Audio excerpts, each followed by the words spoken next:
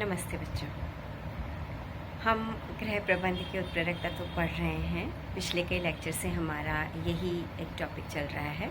हम इसमें मूल्य पढ़ चुके हैं और लक्ष्य के बारे में लक्ष्य की परिभाषा और लक्ष्य के प्रकार पढ़ चुके हैं। लेकिन अब जो हम टॉपिक ले रहे हैं वो है लक्ष्य की विशेषताएं।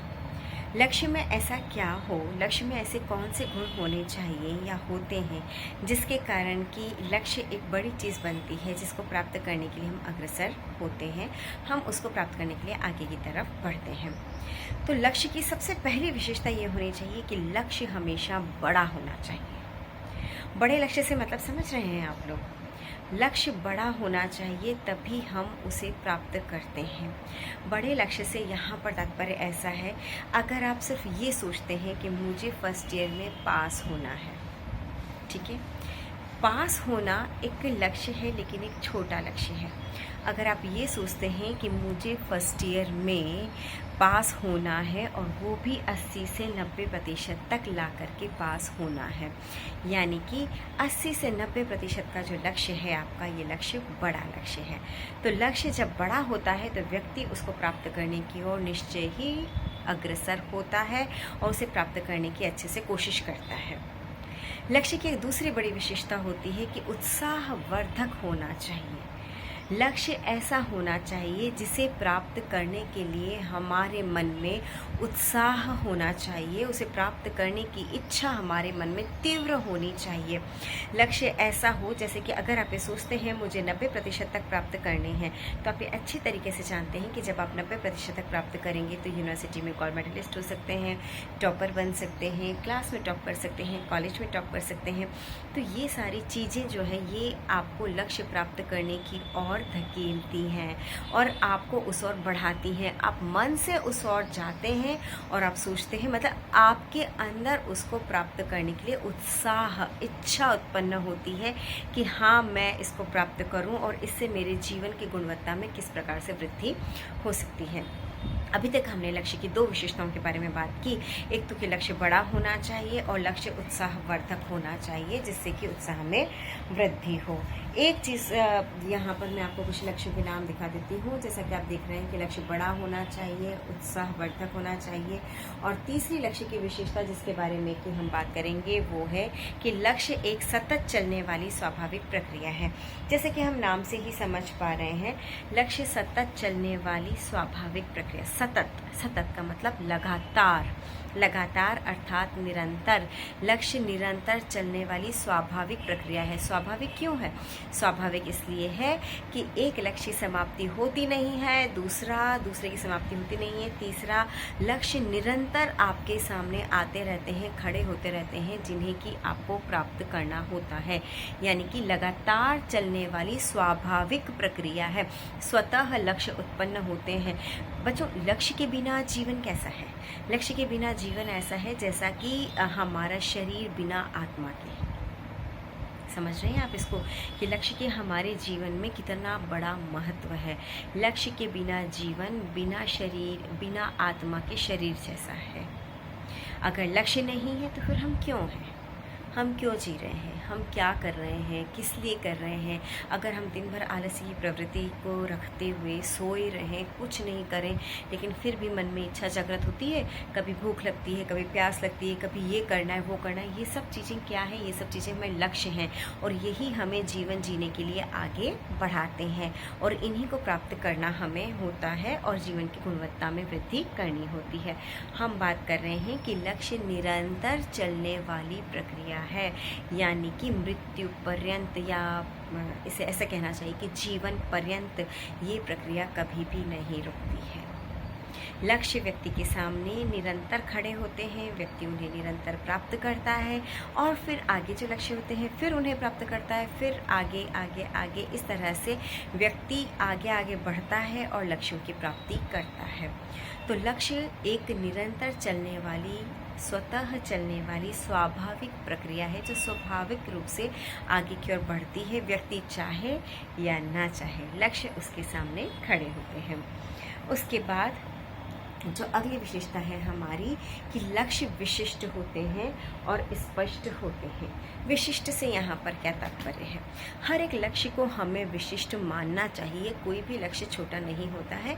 एक हम सिंपल सी बात करते हैं, यहाँ पर एक छोटा सा उदाहरण लेते हैं। घर पे डेली खाना बनता है ना, मम्मा खाना बनाती हैं डेली। जब वो खाना बनाती हैं तो आपको हर दिन खाने में अच्छा स्वाद ही आता है। अच्छा स्वाद क्यों आता है? क्योंकि वो हर दिन का लक्ष्य है। ऐसा नहीं कि खाना बनाना उनका सिर्फ एक वक्त का लक्ष्य है। सुबह बनाती हैं, शाम को बनाती हैं, दिन में कुछ नाश्ता, मॉर्निंग में कुछ ब्रेकफास्ट, इस तरह से वो दिन में 4 बार बनाती हैं। लेकिन हर बार उनका लक्ष्य क्या होता है कि मेरे परिवार के सभी सदस्यों को यह भोजन पसंद आना चाहिए। हर लक्ष्य अपने आप में विशिष्ट होता है और विशिष्ट होने के साथ में उसका स्पष्ट होना ज़रूरी है।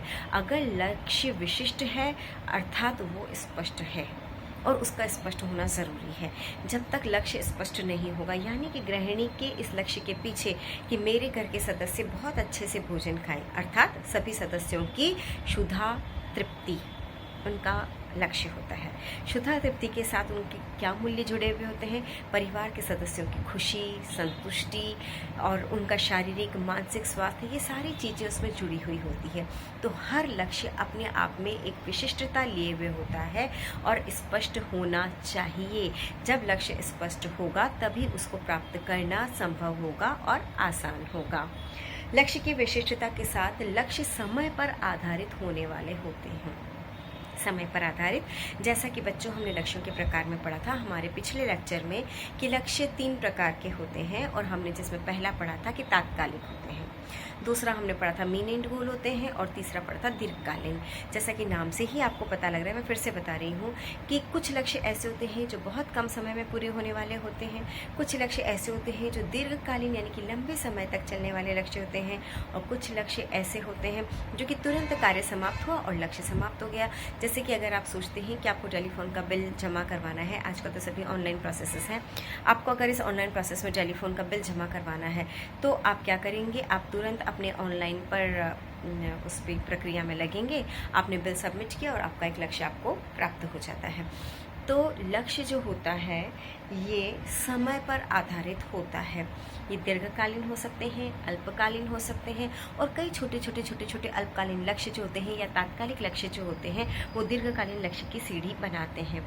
मैंने आपको पिछली क्लास में उदाहरण भी दिया था कि अगर आप ग्रेजुएशन करना चाहते हैं, BA 3rd ईयर करना चाहते हैं, तो उसके लिए BA फर्स्ट ईयर एक अल्पकालिक लक्ष्य है। दीर्घकालिक लक्ष्य क्या हो गया? यहाँ पर समय पर आधारित कौन सा लक्ष्य हो गया? दीर्घकालिक लक्ष्य कौन सा हुआ आपका? 3rd ईयर क्लियर करना। उसके लिए अल्पकालिक लक्ष्य क्या हुआ? फर्स्ट ईयर पास करना, फिर 2nd ईयर पास करना और उसके बाद 3rd ईयर पास करना। तो इस तरह से आपके दीर्घकालीन लक्ष्य के लिए अल्पकालीन लक्ष्य बने। अब ये जो अल्पकालीन लक्ष्य है, फर्स्ट ईयर क्लियर करना या 2nd ईयर क्लियर करना, तो उस छोटे लक्ष्य के लिए, जिसको कि हम अभी कह रहे हैं अल्पकालीन लक्ष्य है, 1 साल का लक्ष्य है, इसके लिए आप प्रतिदिन, प्रति माह, प्रति सप्ताह अलग अलग ढंग से अपने लक्ष्य निर्धारित करते हैं इस एक लक्ष्य की प्राप्ति के लिए कि आपको फर्स्ट ईयर क्लियर करना है। ये आपका अभी, जबकि हम अल्पकालीन लक्ष्य की बात कर रहे हैं, अभी हम इसको दीर्घकालीन कह सकते हैं। जबकि हम इस लक्ष्य को यानी कि फर्स्ट ईयर क्लियर करने के लक्ष्य को हम ऐसे बता सकते हैं कि प्रतिदिन की क्लास अटेंड करना, वीकली असेसमेंट होना, मंथली असेसमेंट होना, महीने में कितना कोर्स हो रहा है, हम अपनी पढ़ाई पर कितना वक्त दे रहे हैं, कितना वक्त टीवी पर बिता रहे हैं, कितना वक्त हम अपनी स्टडीज़ पर दे रहे हैं। तो ये छोटे छोटे लक्ष्य क्या हो गए? आपके 1 साल के फर्स्ट ईयर क्लियर करने वाले बड़े लक्ष्य के लिए छोटे छोटे लक्ष्य हो गए। इसी तरह से 1 साल का फर्स्ट ईयर क्लियर करना एक छोटा लक्ष्य आपके 3rd ईयर क्लियर करने के लिए बड़ा लक्ष्य बन जाता है। तो लक्ष्य किस पर आधारित होते हैं? लक्ष्य समय पर आधारित होते हैं। लक्ष्य मापने योग्य होने चाहिए। मापने योग्य से क्या तात्पर्य है? मापने योग्य से, जैसा कि मैंने आपको अभी थोड़ी सी देर पहले एग्जांपल दिया था कि लक्ष्य ऐसा होना चाहिए बच्चों जिसे कि मापा जा सके। बस मुझे तो जैसे तैसे फर्स्ट ईयर पास करनी है, क्या ये लक्ष्य है? कैसे भी, चाहे 36% आए, 40% आए, कैसे भी करके बस मुझे फर्स्ट ईयर पास करनी है, ये एक लक्ष्य है। एक लक्ष्य ये है कि मुझे 90% तक, 80% तक तो प्राप्त किसी भी हालत में करने ही करने हैं, अर्थात इतनी मेहनत तो मुझे करनी ही करनी है। इतनी मेहनत तो मुझे करनी ही करनी है। ये हो गया मापने लायक लक्ष्य। 80%, 90% ये जो आप बात कर रहे हैं, ये लक्ष्य कैसा लक्ष्य हो गया? मापने लायक लक्ष्य हो गया, जिसे कि आप माप सकते हैं। तो लक्ष्य अगर आपके मापन योग्य होगा तो आपके लिए उस को प्राप्त करने की जो आपकी कोशिशें होंगी, वो कोशिशें और बढ़ जाएंगी और आपको क्लियर लगने लगेगा कि मैं कहाँ हूँ, कितने पानी में हूँ और मुझे कितना और इसमें करने या देने की ज़रूरत है। तो लक्ष्य कैसा होना चाहिए? लक्ष्य मापने योग्य होना चाहिए, लक्ष्य प्राप्ति योग्य होना चाहिए। बहुत इंपॉर्टेंट पॉइंट है बच्चों, आपको ये मैं अभी फिर से रिपीट कर दूंगी यहाँ पर। तो लक्ष्य कैसे होने चाहिए? प्राप्ति योग्य। अगर आज हम बैठ कर के ये सोचें कि मैं कल दिल्ली चली जाऊँ, मैं परसों ये कर लूँ, वहाँ जा कर के ये कोर्स कर लूँ, वहाँ जा कर के ये कोर्स कर लूँ, लेकिन नहीं, ऐसा नहीं होता है। हर लक्ष्य हमें समय एवं परिस्थिति को ध्यान में रखते हुए निर्धारित करना होता है। हमें अपनी फाइनेंशियल कंडीशन, अपने सारे रिसोर्सेज, धन एक रिसोर्स है लेकिन इसके अलावा भी बहुत सारे रिसोर्सेज हैं जिनको ध्यान में रखना होता है। धन की बात क्यों अलग से की जाती है? क्योंकि धन एक ऐसा प्रमुख साधन है जिससे कि अन्य साधनों की प्राप्ति आसानी से की जा सकती है। तो जब तक हमारे पास धन जैसा साधन नहीं है या और अन्य साधन जो कि उस लक्ष्य तक प्राप्त करने के लिए ज़रूरी नहीं है, और ऐसा लक्ष्य अगर हम निर्धारित करते हैं तो वो लक्ष्य प्राप्ति योग्य नहीं होता है। प्राप्ति योग्य नहीं अर्थात प्राप्त करने योग्य वो लक्ष्य नहीं है। तो आपको लक्ष्य ऐसा निर्धारित करना चाहिए जो व्यवहारिक हो, आपके समय, परिस्थिति, साधनों के अनुरूप हो। उसको देखते हुए जब आप लक्ष्य निर्धारित करते हैं तो वो लक्ष्य प्राप्ति योग्य और व्यवहारिक लक्ष्य कहलाता है। अब तक हम एक बार रिपीट कर लेते हैं कि हमने कौन कौन से लक्ष्यों की बात की है जो आप आसानी से देख पा रहे होंगे। सबसे पहले लक्ष्य बड़ा होना चाहिए, लक्ष्य उत्साहवर्धक होना चाहिए, लक्ष्य ऐसा होना चाहिए जो कि सतत चलने वाली स्वाभाविक प्रक्रिया है, लक्ष्य विशिष्ट, स्पष्ट और परिभाषित करने योग्य होना चाहिए, लक्ष्य समय पर आधारित होता है, लक्ष्य मापने योग्य होता है और साथ ही में लक्ष्य प्राप्ति योग्य और व्यवहारिक होना चाहिए। इन सभी लक्ष्यों के बारे में हम बात कर चुके हैं। अब हम बात करेंगे आने वाली दूसरी विशेषताओं के बारे में जो कि लक्ष्य की हैं। तो आने वाली जो अगली विशेषता है लक्ष्य की, वो है कि लक्ष्य तार्किक होना चाहिए। तार्किक का मतलब समझते हैं बच्चों? जब भी कोई लक्ष्य निर्धारित करें, अभी हमने बात की थी कि हमें अपने साधनों का ज्ञान होना चाहिए और समय परिस्थिति का ज्ञान होना चाहिए। तो समय और परिस्थिति तार्किकता के साथ भी जुड़ते हैं। लक्ष्य हम ये प्राप्त करना चाहते हैं तो हमारे पास इसका जवाब होना चाहिए कि क्यों हम ये लक्ष्य क्यों प्राप्त करना चाहते हैं। अगर हमारे पास इसका जवाब होता है, यानी कि सारी परिस्थितियों को ध्यान में रखते हुए जब हम लक्ष्यों का निर्धारण करते हैं। दूसरी बात, अपनी स्वयं की क्षमता को ध्यान में रख कर के जब हम लक्ष्य का निर्धारण करते हैं। स्वयं की क्षमता बढ़ाई भी जा सकती है, ऐसा नहीं कि स्वयं की क्षमता नहीं बढ़ाई जा सकती, लेकिन स्वयं की क्षमता को ध्यान में रखते हुए। अब स्वयं की क्षमता आंतरिक क्षमता भी हो सकती है और बाह्य क्षमता भी हो सकती है। बाह्य क्षमता जो कि बाहरी साधनों से प्रभावित होती है, आंतरिक क्षमता जो कि हमारे अपने अंदर का विल पावर, हमारा अपना नॉलेज, हमारा अपना दृष्टिकोण। जैसे आपने अगर सब्जेक्ट साइंस लिया ही नहीं, आपने सब्जेक्ट साइंस बायो लिया ही नहीं 11th-12th में, और फिर आप सोचते हो कि मुझे तो डॉक्टर बनना चाहिए, मैं डॉक्टर बनना चाहती हूँ, तो इसके लिए आपको लक्ष्य कब निर्धारित करना था? 10th में निर्धारित कर लेना था। 11th में आते ही आपको ऐसा विषय लेना होता है जिससे कि आप डॉक्टर बन सकें। तो लक्ष्य यहाँ पर तार्किक क्या है? अगर आप 12th करने के बाद ये सोचते हो तो आपके पिछले 2 साल तो नुकसान में चले गए, उनका कोई फ़ायदा नहीं हुआ, यानी कि ये लक्ष्य आपका तार्किक नहीं है। ऐसा लक्ष्य हमें पहले ही निर्धारित कर लेना चाहिए। हमें हमेशा लक्ष्यों को प्राप्त करने में सबसे इम्पॉर्टेंट बात, सबसे बड़ी विशेषता कि दूरदर्शिता रखनी चाहिए कि ये लक्ष्य में कब, कहाँ, किस समय, कैसे, किन परिस्थितियों में, किसके द्वारा, और जितने भी हमारे आसपास के नियर एनवायरनमेंट, लार्जर एनवायरनमेंट और हाउस होल्ड एनवायरनमेंट सब के बारे में सोचते हुए निर्णय लेना चाहिए। यानी कि लक्ष्य का निर्धारण करते समय दूरदर्शिता रखना बहुत आवश्यक है। जब लक्ष्य निर्धारण में दूरदर्शिता होगी तो लक्ष्य को प्राप्त करना आसान होता है और तभी लक्ष्य तार्किक होता है। समय, परिस्थिति, साधनों, क्षमताओं इत्यादि के अनुरूप जो लक्ष्य खरा उतरता है, जो लक्ष्य प्राप्त करने योग्य बनता है, वही लक्ष्य तार्किक लक्ष्य कहलाता है। इसके बाद हम अगली विशेषता लेते हैं कि समय सीमा। हमें अपने लक्ष्य की समय सीमा को निर्धारित करना चाहिए। जैसे मैं सोचती हूँ कि अगर आज मुझे खाना बनाना है तो क्या, कब से और कब तक, कितने समय तक। एक छोटा सा लक्ष्य है खाना बनाना, बहुत छोटा सा लक्ष्य है, लेकिन हर लक्ष्य चाहे वह छोटा हो या बड़ा हो, हर लक्ष्य की अपनी एक समय सीमा होनी चाहिए जहाँ पर कि हम उसे बांध के रखें कि इस समय तक हमें इस लक्ष्य को प्राप्त कर ही लेना है और कर ही लेना चाहिए। ये बात हमें बहुत अच्छे से समझ में आनी चाहिए। अगर लक्ष्य की समय सीमा निर्धारित होती है तो लक्ष्य समय से लक्ष्य प्राप्त हो जाता है। और जब हमें लक्ष्य समय से प्राप्त हो जाता है, यानी कि समय के अनुसार, समय के अनुरूप और सही समय पर आपने लक्ष्य को प्राप्त किया है, तो उसका सबसे बड़ा फ़ायदा होता है, सही मायने में यही आपकी जीवन की गुणवत्ता में वृद्धि करता है। इसलिए हर लक्ष्य की एक समय सीमा निर्धारित होनी चाहिए। इसके बाद हम बात करते हैं, लक्ष्य जो होते हैं बच्चों, वो परिवर्तनशील होते हैं।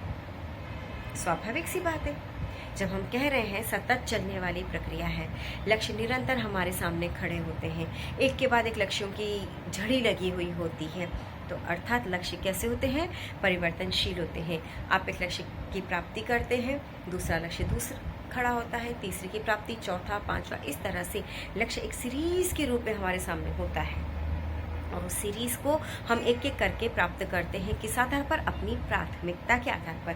प्राथमिकता कहाँ से आई, प्राथमिकता हमारी निर्धारित होती मूल्यों से। मूल्यों के बारे में हम पहले भी बात कर चुके हैं कि मूल्य क्या है, लक्ष्य की माता है। लक्ष्य कहाँ से आए, लक्ष्य मूल्यों से आए। तो यहाँ से लक्ष्य प्राप्त होते हैं और लक्ष्य क्योंकि प्राप्त करने योग्य चीज़ है, हम उसे प्राप्त कर सकते हैं, इसलिए लक्ष्य परिवर्तनशील भी होते हैं, निरंतर परिवर्तित होते हैं। और हाँ, लक्ष्य कई बार ऐसा होता है कि प्राप्त करने के बाद ही बदले, ऐसा ज़रूरी नहीं है। कई बार प्राप्त करने के दौरान भी लक्ष्यों में परिवर्तन होता है, जबकि समय और परिस्थितियाँ बदल जाती हैं। हमने देखा भी है, हमने सुना भी है, किसी परिवार में बहुत छोटे बच्चे होते हैं और एक्सीडेंट के द्वारा या किसी बीमारी के दौरान उनके पिताजी की डेथ हो जाती है। अच्छा खासा एक परिवार अपने मुखिया के सानिध्य में चल रहा होता है, बहुत अच्छे से सारे कार्य चल रहे होते हैं, लेकिन परिवार में एक छोटे से बदलाव की वजह से, छोटा बड़ा वो हम बाद में एनालाइज करेंगे कि किस प्रकार का बदलाव है।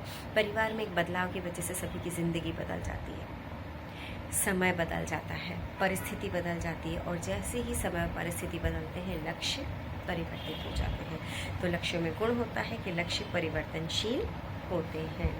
जैसे कि एक एग्जाम्पल हम अभी ले सकते हैं, जब कोरोना पीरियड चल रहा था, कोरोना टाइम चल रहा था, उस समय में क्या था बच्चों, उसके पहले जब लोगों ने सोचा होगा कि हम शादी का समारोह करेंगे, हम इतने लोगों को बुलाएंगे, इतना खाना करेंगे, 1000-2000 लोग खाने में होंगे, बड़े लेवल पे एक अच्छे से गार्डन को बुक करते हुए हम अपना खाना करेंगे, सब कुछ सोचा था ना, सभी लोगों ने सोचा था। लेकिन क्या हुआ, समय बदल गया, परिस्थिति बदल गई और सरकार की तरफ से आदेश आते हैं कि आप 50 जनों से ज़्यादा विवाह समारोह में एकत्रित नहीं हो सकते हैं। और एक परिस्थिति ऐसी भी थी जब 15-20 जनों तक ही ये लिमिट भी थी कि सिर्फ घर के परिवार के सदस्य मिल जाए और विवाह समारोह संपन्न हो जाए। क्या हुआ, लक्ष्य क्या हुआ, परिवर्तित हो गया। क्योंकि लक्ष्य कैसे होते हैं, परिवर्तनशील होते हैं, समय और परिस्थिति के साथ भी परिवर्तित होते हैं और जब हम इन्हें प्राप्त कर लेते हैं तो प्राप्त करने के बाद भी इनमें परिवर्तन आ जाता है। लक्ष्यों की उत्पत्ति मूल्यों से होती है। मेरे ख्याल से इस टॉपिक को बहुत अच्छे से समझ चुके हैं, क्योंकि हम बहुत बार बात कर चुके हैं। हमारे जो अपने जीवन मूल्य होते हैं, जो संस्कृति होती है, जो सभ्यता होती है और जो हमारे बड़े होने में, अपब्रिंगिंग होने में हमारे परिवार ने जो हमें संस्कार दिए होते हैं, इन्हीं सब चीज़ों से लेकर के मूल्यों की उत्पत्ति होती है और इन्हीं मूल्यों से लक्ष्यों की उत्पत्ति होती है। तो लक्ष्यों की उत्पत्ति हमेशा हमारे मूल्य से होती है। अगर मेरा मूल्य उच्च शिक्षा ग्रहण करना है, अगर मेरा मूल्य आत्मनिर्भर बनना है, तो मेरे प्रयास निश्चय ही उस ओर होंगे जिससे कि मैं अपने इन लक्ष्यों को और इन मूल्यों को प्राप्त कर सकूं, आत्मनिर्भर बनी रह सकूं। तो मेरे कार्य, मेरे लक्ष्य सभी कुछ वैसे ही होंगे जैसे कि मेरे मूल्य हैं। मूल्य शिक्षा है तो नेचुरली मैं शिक्षा के ही लक्ष्य निर्धारित करूंगी, first year, second year, third year, जैसे कि अभी आप लोगों ने निर्धारित किया है। इसके अलावा सभी के अपने अपने लक्ष्य हो सकते हैं कि उन्हें आगे बढ़कर कौन सी सेवा में जाना है, प्रशासनिक सेवा में जाना है, व्याख्याता बनना है, स्कूल टीचर बनना है। ये सब कहाँ से आ रहा है, ये सब लक्ष्य हम निर्धारित करते हैं हमारे मूल्यों के आधार पर। तो लक्ष्यों की उत्पत्ति मूल्यों से होती है। जब हम लक्ष्यों को प्राप्त करते हैं तो व्यक्तित्व का विकास होता है। स्वाभाविक सी बात है बच्चों। लक्ष्यों की प्राप्ति यानी कि जीवन की गुणवत्ता में वृद्धि, और जीवन की गुणवत्ता में वृद्धि यानी कि व्यक्ति के स्वयं के व्यक्तित्व में विकास। ठीक है, तो लक्ष्य की प्राप्ति के साथ व्यक्तित्व का विकास भी होता है। लक्ष्य बच्चों व्यक्तिगत भी होते हैं और सामूहिक भी होते हैं। व्यक्तिगत लक्ष्य कैसे होते हैं? जो स्वयं के लिए, स्वयं के द्वारा, स्वयं के प्रयासों से प्राप्त किए जाते हैं, लेकिन इसमें परिवार का सहयोग होता है। ऐसा नहीं है कि नहीं होता है। जो लक्ष्य स्वयं के लिए होता है उसको हम व्यक्तिगत लक्ष्य कहते हैं। और एक लक्ष्य सामूहिक लक्ष्य होता है, जब एक व्यक्ति परिवार में एक सदस्य के रूप में अपनी भूमिका निभाता है तो वह उसका सामूहिक लक्ष्य के साथ कहलाता है। कुछ लक्ष्य ऐसे होते हैं ना जिसमें पूरे परिवार के सदस्य मिलजुल करके कार्य करते हैं। जैसे कि हम एग्जांपल ले सकते हैं दिवाली की सफाई, पूरा परिवार मिलजुल कर कार्य करता है, तो ये क्या हो गया? ये एक सामूहिक लक्ष्य हो गया। लेकिन आपकी अपनी फर्स्ट ईयर की पढ़ाई, ये कौन सा लक्ष्य हुआ? ये व्यक्तिगत लक्ष्य हुआ, क्योंकि फर्स्ट ईयर आपको पास करनी है। दिवाली की सफाई घर में सभी के लिए हो रही है, समग्र रूप से हो रही है, तो ये एक सामूहिक लक्ष्य हो गया। तो लक्ष्य व्यक्तिगत भी होते हैं और लक्ष्य सामूहिक भी होते हैं। एक अगली विशेषता है लक्ष्यों की कि लक्ष्य गतिशील प्रकृति के होते हैं। गतिशील जैसे यहाँ बहुत साधारण एग्जांपल जो कि मैं आपको लंबे समय से देती आ रही हूँ, क्योंकि आप फर्स्ट ईयर में पढ़ रहे हैं, तो मैं उसी हिसाब से आपको ये उदाहरण देती आ रही हूँ कि फर्स्ट ईयर क्लियर करना गतिशील कैसे हुआ? फर्स्ट ईयर क्लियर किया तब सेकेंड ईयर में आ गए, सेकेंड ईयर क्लियर किया आप थर्ड ईयर में आ गए, ये हुआ, आप और आगे बढ़ गए और ऊपर बढ़ रहे हैं। तो लक्ष्य हमेशा गतिशील होते हैं और कई छोटे छोटे लक्ष्य हमारे एक बड़े लक्ष्य को प्राप्त करने के लिए सीढ़ी का कार्य करते हैं। कई छोटे छोटे लक्ष्य जब हम प्राप्त करते हैं तब कहीं जाकर के हमें एक बड़े लक्ष्य की प्राप्ति होती है। जैसे घर का मुखिया सोचता है कि आज के 5-7 साल बाद, 10 साल बाद बिटिया की शादी करनी है, या बच्चों को किसी एक अच्छे बड़े से करियर की तरफ डालना है जिसके लिए पैसों की ज़रूरत पड़ सकती है, अच्छे कॉलेज, बड़े कॉलेज में डालना है, पैसों की आवश्यकता पड़ सकती है। ऐसी परिस्थिति में क्या होगा? कई छोटे छोटे लक्ष्य निर्धारित करके वो पैसे जमा करेंगे जो कि बच्चों की शिक्षा के लिए, उनकी शादी के लिए, मकान बनाने के लिए हो सकते हैं। तो कई छोटे छोटे लक्ष्य निर्धारित होते हैं और इनकी जब प्राप्ति होती है तो ये एक बड़े लक्ष्य को प्राप्त करने में सहायक सिद्ध होते हैं। अर्थात लक्ष्य कैसे होते हैं? गतिशील होते हैं और हमें आगे की ओर बढ़ाते हैं। और स्वयं लक्ष्य जो होते हैं जब वो प्राप्त होते हैं तो बड़े लक्ष्य के लिए एक सीढ़ी का कार्य करते हैं जिस पर चढ़ करके हम अपने अगले लक्ष्य को प्राप्त करते हैं। लक्ष्य व्यवहारवादी और यथार्थवादी होने चाहिए। लक्ष्य अगर व्यवहारवादी होगा, यथार्थवादी यानी कि सत्यता पर, क्षमताओं पर और हमारे आसपास के माहौल, परिस्थितियों इत्यादि पर आधारित होते हुए, और ऐसा लक्ष्य हो जो कि प्राप्त करने योग्य हो, तभी लक्ष्य व्यवहारिक और यथार्थवादी कहलाएगा। और लक्ष्य होना भी ऐसा ही चाहिए, व्यवहारिक होना चाहिए, यथार्थवादी होना चाहिए।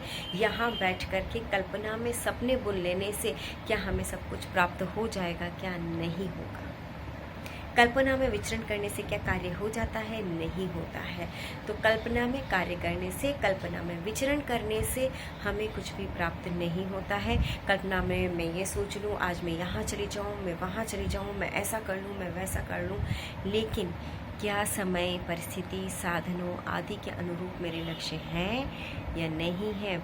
कल्पना में सोचना एक अलग बात है, लेकिन वास्तविकता में यथार्थ रूप में उसे जीना और उसको निर्धारित करने के बाद उस पर कार्य करना एक अलग बात होती है। लक्ष्य हमेशा व्यवहारिक और यथार्थवादी होने चाहिए, अर्थात लक्ष्य प्राप्त करने योग्य होने चाहिए। लक्ष्य समाज से प्रभावित होते हैं। निश्चय ही बच्चों, बिल्कुल सही बात है, क्योंकि हमारे परिवार के जो मूल्य होते हैं वो कहाँ से आते हैं? समाज से आते हैं। समाज जिन मूल्यों को स्वीकार करता है और जिनको प्रतिपादित करता है, बात समझ रहे हैं? जिन मूल्यों को समाज स्वयं स्वीकार करता है, उन्हें प्रतिपादित करता है, वही मूल्य हमारे परिवार अपनाते हैं और वही मूल्यों के आधार पर, उन्हीं मूल्यों के आधार पर हमें अपने लक्ष्य निर्धारित करने होते हैं जिसे कि हमें प्राप्त करना है। और अगर हमारे लक्ष्य ऐसे होते हैं तो उनको प्राप्त करने में हमें संतुष्टि भी होती है, अच्छा भी लगता है और समाज में हमारा वर्चस्व भी बढ़ता है। तो लक्ष्य हमेशा समाज से प्रभावित होते हैं। अंतिम विशेषता जो मैं आपको बता रही हूँ वो है पारिवारिक जीवन चक्र। पारिवारिक जीवन चक्र के अनुसार लक्ष्य परिवर्तित होते हैं। हमने पहले भी आपको बहुत संक्षिप्त में बताया था कि पारिवारिक जीवन चक्र की 3 अवस्थाएं होती है। पहली अवस्था प्रारंभिक अवस्था, जिसमें कि पति पत्नी होते हैं और नए ढंग से अपने परिवार का प्रारंभ करते हैं, विवाह के बाद नए ढंग से अपने परिवार की शुरुआत करते हैं। दूसरी अवस्था होती है विस्तारित अवस्था, जिसमें परिवार का विस्तार होता है। नाम से समझ में आ रहा है, परिवार में बच्चों का आगमन, उनके अपब्रिंगिंग, उनका बड़ा होना तक यहाँ पर होता है, बड़ा होना और शादी लायक होना। तीसरी अवस्था होती है संकुचित अवस्था। संकुचित अवस्था फिर से वही 2 जने परिवार में रह जाते हैं जिन 2 जनों ने परिवार प्रारंभ किया था, इसको हम कहते हैं संकुचित अवस्था। तो पारिवारिक जीवन चक्र की इन तीनों ही अवस्थाओं में जैसे जैसे व्यक्ति इन अलग अलग अवस्थाओं से गुजरता है, वैसे वैसे उसके लक्ष्यों में भी परिवर्तन आता है, क्योंकि तीनों ही क्या है, अलग अलग जीवन चक्र की अवस्थाएं हैं। प्रारंभिक अवस्था, विस्तारित अवस्था और संकुचित अवस्था, तीनों अगर अलग अलग हैं तो तीनों ही अवस्थाओं में लक्ष्य भी अलग अलग होते हैं, क्योंकि व्यक्ति की आवश्यकताएं, परिवार के सदस्यों की संख्या, परिवार के सदस्यों की आवश्यकताएं, रुचियां इत्यादि अलग अलग होती हैं। और समय और शक्ति भी किसी एक अपने व्यक्ति की भी अलग अलग होती है। इसलिए पारिवारिक जीवन चक्र के बदलने के साथ ही पारिवारिक जीवन चक्र के लक्ष्य जो होते हैं, पारिवारिक जो लक्ष्य होते हैं, उनमें भी परिवर्तन होता रहता है। तो बच्चों, आज हमने बात की लक्ष्य की विशेषताओं के बारे में। एक बार मैं फिर से आपको इन विशेषताओं के बारे में बता रही हूँ। लक्ष्य बड़े होने चाहिए, लक्ष्य उत्साहवर्धक होने चाहिए, लक्ष्य सतत चलने वाली प्रक्रिया है, लक्ष्य यथार्थवादी व्यवहारिक होने चाहिए, लक्ष्य विशिष्ट होते हैं, समय पर आधारित मापने योग्य होते हैं, लक्ष्यों में समय सीमा का होना ज़रूरी होता है, तार्किक होते हैं, पारिवारिक जीवन चक्र की अवस्था के साथ बदलते हैं, गतिशील होते हैं, समाज से प्रभावित होते हैं, परिवर्तनशील होते हैं, इनकी उत्पत्ति मूल्यों से होती है। ये सारे लक्ष्यों के बारे में हमने अभी, लक्ष्यों की विशेषताओं के बारे में हमने अभी बात की। और इसी के साथ यहाँ पर हमारा लक्ष्य का ये चैप्टर खत्म होता है। लक्ष्य का ये सेकंड पॉइंट यानी कि प्रबंध के उत्प्रेरक तत्व जो 3 पढ़ रहे थे, मूल्य, लक्ष्य और स्तर, लक्ष्य हमने यहीं पर खत्म कर दिया है। धन्यवाद।